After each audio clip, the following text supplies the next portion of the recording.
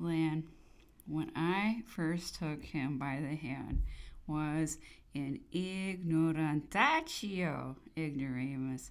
His education had been much neglected. However, he improved greatly, and to judge from the astonishing progress he made, he would have been a general of the first class. He had great experience in war. He had been in 54 pitched battles and in 300 combats of different kinds. He was a man of uncommon bravery, cool in the midst of fire, and possessed of a clear, penetrating eye, ready to take advantage of any opportunity which might present itself. Violent and hasty in his expressions, sometimes even in my presence, he was ardently attached to me. In the midst of his anger, he would not suffer any person to join him in his remarks. On that account, when he was in a choleric mode, it was dangerous to speak to him, as he used to come to me in his rage and say that such and such persons were not to be trusted. As a general, he was greatly superior to Moreau or to Soule. Massena, said he, was a man of superior talent. He generally, however, made bad dispositions previous to a battle, and it was not until the dead began to fall about him that he began to act with that judgment which he ought to have displayed before. In the midst of the dying and the dead, of balls sweeping away those who encircled him, then Massena was himself, gave his orders, and made his dispositions with the greatest sang-froid and judgment.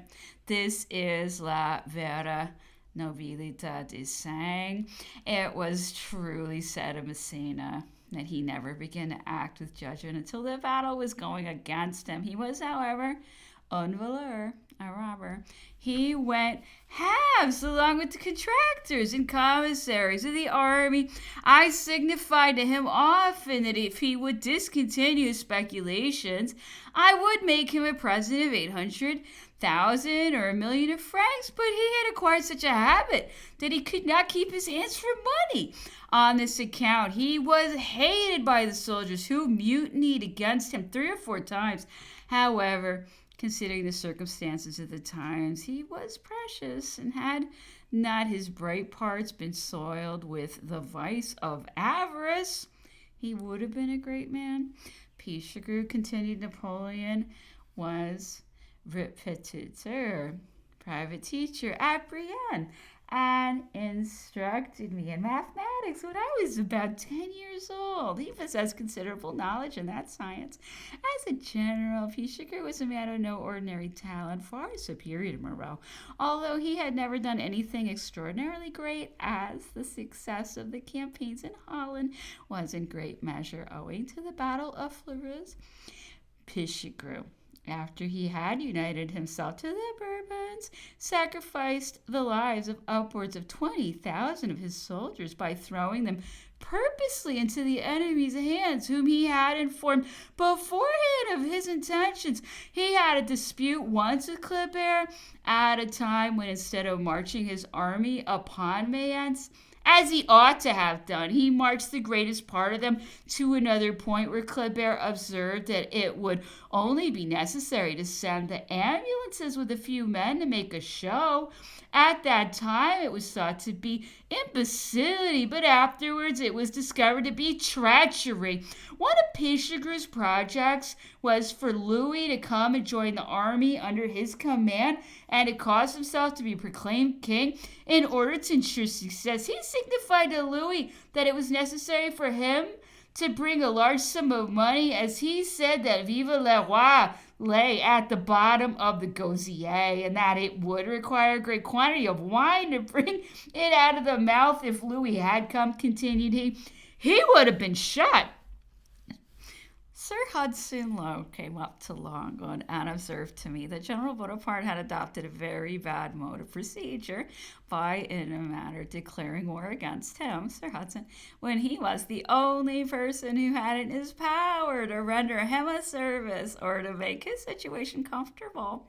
Countless causes had, he said, much altered his opinion concerning him since the intercourse they had together, and no longer looked upon him in the light of an arbitrary great tyrant who did everything to annoy them, which change of opinion the Count had signified to him, and had confessed that they had presented everything to General Bonaparte par une voile de sang, through a bloody veil, that I had better try to remove any false impressions under which General Bonaparte might labor. He then asked me if I had ever signified to General Bonaparte that the French who were with him only wanted to make an instrument of him to aggrandize themselves, without caring by what means they effected it. I replied that certainly I never had signified anything of the kind to him, but that I had always labored to undeceive him whenever I perceived that he was misinformed. Sir Hudson Lowe said that the ministers would hold me in some degree accountable, that General Bonaparte was correctly informed of everything, and that no false colorings, misrepresentations, or malicious constructions were put upon what was done. His Excellency then made some remarks upon General Bonaparte constantly confining himself to his room, and asked what I supposed would induce him to go out. I replied an enlargement of his boundaries, taking off some of the restrictions and giving him a house at the other side of the island, that he had frequently complained that he could not walk out at Longwood without getting a pain in his head from the sun, as there was no shade, or if the rays of the sun were obscured, his cheek got inflamed, or a catarrh was produced by the sharp wind blowing over an elevated spot without shelter. I observed also that the allowance of provisions was totally insufficient, as the French laid out 7 or 8 pounds a day in articles which were indispensable, which I enumerated. Sir Hudson Lowe answered that with respect to this last, he had exceeded by 1/2 what was allowed by the ministers who were answerable to Parliament, that the expenses of Longwood did not exceed £8,000 per annum, and that perhaps he, Sir Hudson, might be obliged hereafter to pay the surplus out of his own salary, that his instructions were much more rigid than those of his predecessor, but unfortunately General Bonaparte had thought that he had come out furnished with instructions of a much more lenient nature than those of the admiral, when the fact was directly the reverse, and all of his actions had been misconstrued and misrepresented, and malicious constructions put upon them, that the British government did not wish to render General Bonaparte's existence miserable or to torture him, that it was not so much himself, Bonaparte, they were afraid of, but that turbulent and disaffected people in Europe would make use of his name and influence to excite rebellion and disturbances in France and elsewhere in order to aggrandize themselves and otherwise answer their own purposes. Also that Las was very well treated and wanted for nothing. This he desired I would communicate to General Bonaparte. I communicated some of those remarks to the governors to Napoleon, who replied, I do not believe that he acts according to his instructions, or if he does, he has disgraced himself by accepting a dishonorable employment, a government 2,000 leagues off and ignorant of the localities of the island can never give orders in detail, that they can only give general and discretionary ones. They have only directed him to adopt every measure he thinks necessary to prevent my escape. Instead of that, I am treated in a manner dishonorable to humanity. To kill and bury a man is well understood, but this slow torture, this killing in detail, is much less humane than if they ordered me to be shot at once. I've often heard, continued he, of the tyranny and oppression practiced in your colonies, but I never thought that there could exist such violations of law and of justice as are practiced here. From what I have seen of you English, I think there is not a nation on earth more enslaved, as I told Colonel Wilkes, the former governor of this island. Here I observed that I begged of him not to form his opinion of the English nation by a little colony placed under peculiar circumstances and subject to military law, that to judge correctly of England one must be there, and there he would see how little a person with a brown or a black coat cared about the ministers. So said the old colonel, replied Napoleon, but I only speak of you, as I have seen you, and I find you to be the greatest slaves upon earth, all trembling with fear at the sight of that governor. There is Sir George Bingham, who is a well-disposed man, yet he is so much afraid that he will not come and see me, through fear that he might give umbrage to the governor. The rest of the officers run away at the sight of us. I observed that it was not fear but delicacy which prevented Sir George Bingham from coming, and that as to the other officers, they must obey the orders which they have received. Napoleon replied, if they were French officers, they would not be afraid of expressing their opinion as to the barbarity and the treatment pursued here, and a French general second in command would, if he saw his country dishonored in the manner yours is, write a complaint of it himself to his government. As to myself, continued he, I would never make a complaint if I did not know that were an inquiry demanded by the nation, your ministers would say he has never complained, and therefore he is conscious that he is well treated, and that there are no grounds for it. Otherwise, I should conceive it degrading to me to utter a word, though I am so disgusted with the conduct of this Sibero spy, that I should, with the greatest pleasure, receive the intimation that orders had arrived to shoot me. I should esteem it a blessing.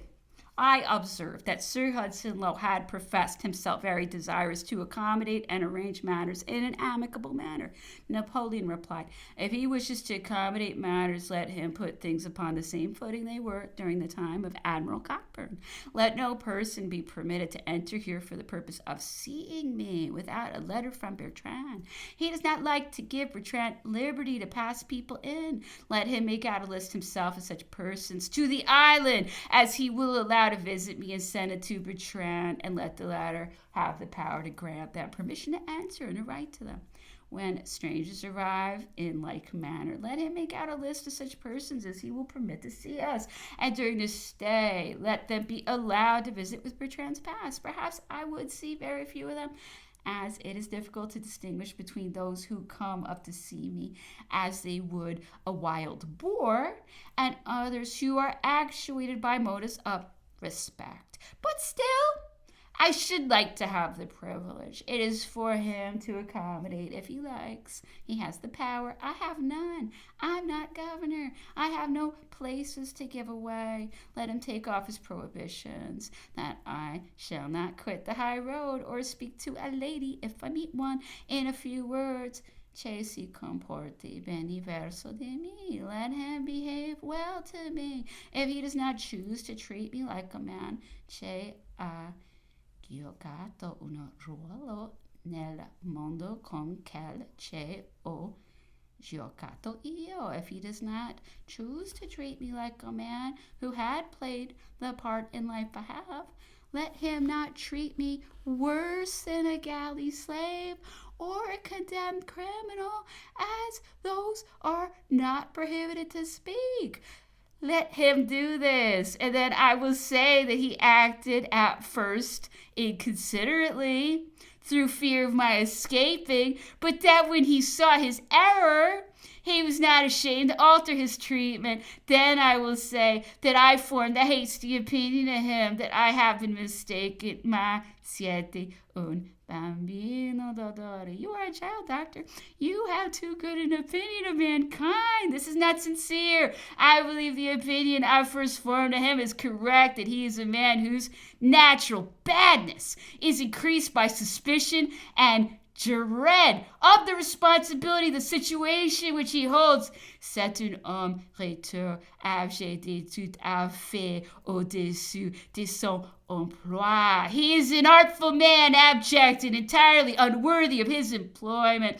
I would wager my life, continued he, that if I sent for Sir George Bingham or the Admiral to ride out with me before I had gone out 3 times with either the one or the other, this governor would make some insinuations to them which would render me liable to be affronted by the refusing to accompany me any longer. He says that Las Casas is well treated and wants for nothing because he does not starve him! C'est un homme vraiment ignoble. He is indeed a base man. He degrades his own species. He pays no attention to the moral wants which distinguish the man from the brute. He only looks to the physical and grosser ones, just as if Lescas were a horse or an ass, and that a bundle of hay was sufficient to entitle him to say he's happy, because his belly was full, therefore all his wants were satisfied.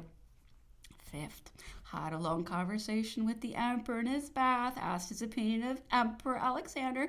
C'est un homme extrêmement faux, un grec du bas empire. He's a hypocritical man. A Greek of the lower empire, replied Napoleon. He is the only one of the three who had any talent.